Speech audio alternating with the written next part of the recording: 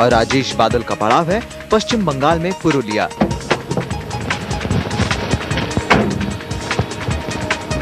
नमस्कार, मैं हूं राजेश बादल।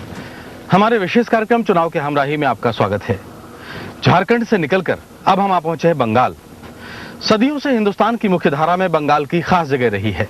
सिनेमा से लेकर संगीत और साहित्य से लेकर सियासत तक बंगाल का जादू सर चढ़कर बोला है।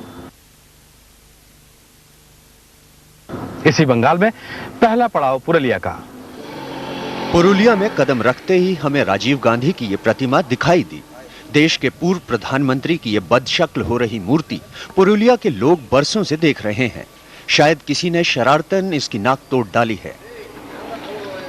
दूसरी तरफ मार्क्सवाद के जनक कार्ल मार्क्स की इस प्रतिमा को देखिए। पुरुलिया नगर पालिका परिषद के परिसर में ये शान से खड़ी है।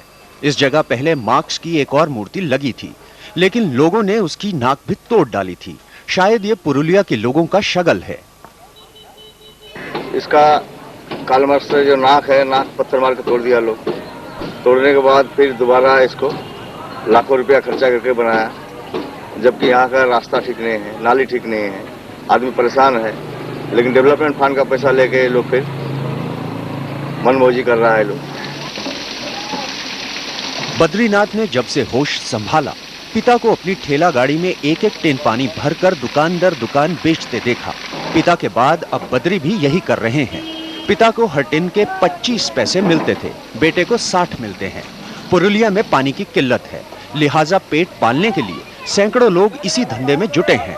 नगर पालिका उन्हें मुफ्त पानी मुहैया कराती है और ठेले वाले उसे पेरी लगाकर बेचते हैं। 60 पैसे प्रति टिन का मेहनताना कई साल से नहीं बदला है, लेकिन अब ठेले वालों ने तय कर लिया है कि जो नेता उन्हें ज्यादा मजदूरी दिलाएगा, वोट उसी को देंगे।